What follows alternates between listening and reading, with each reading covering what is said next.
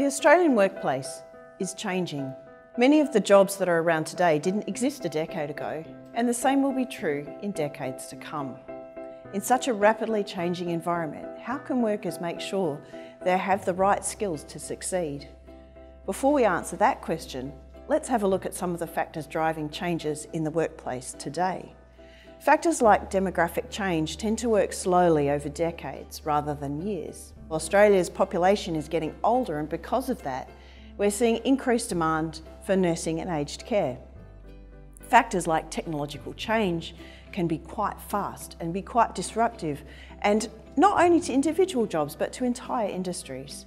Robotics enables production lines to be automated, while spreadsheets and other sorts of IT allow office processes to be automated.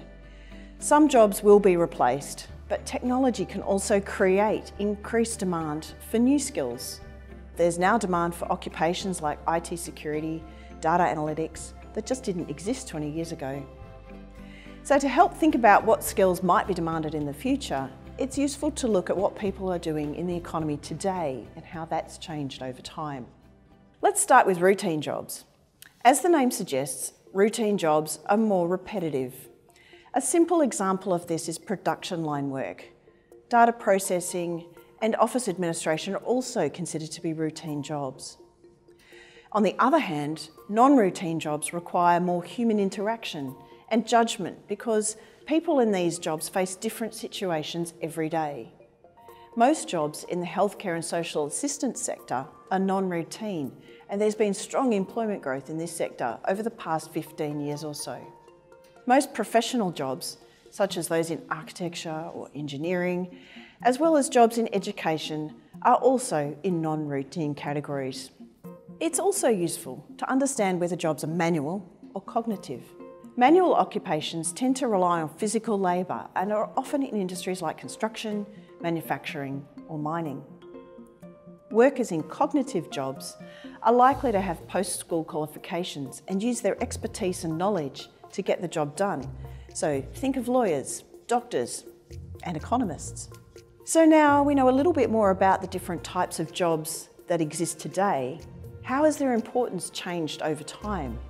When you look at the data, over the past 10 years, there's been relatively little growth in the number of routine jobs compared with non-routine jobs.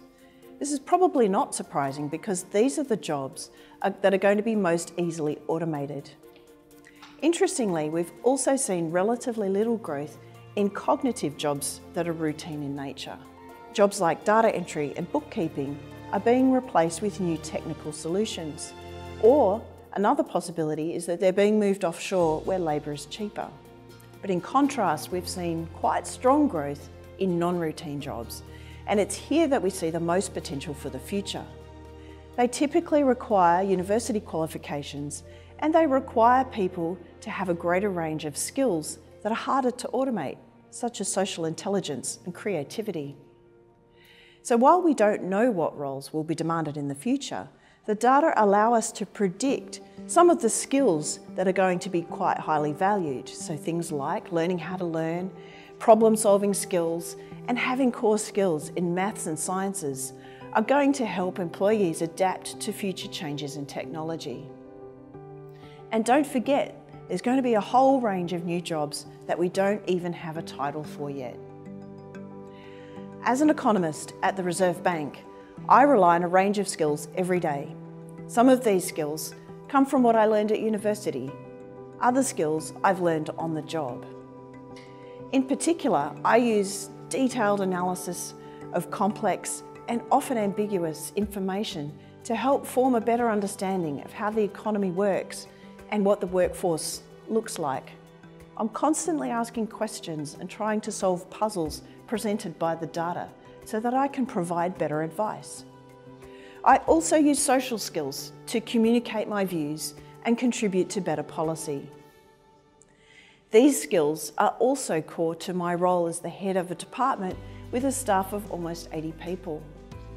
These types of skills are not easily replicated by computers or replaced by offshore resources. And they're going to be helpful for facing the changes that lie ahead. At the Reserve Bank of Australia, we're committed to using research to shape better policy.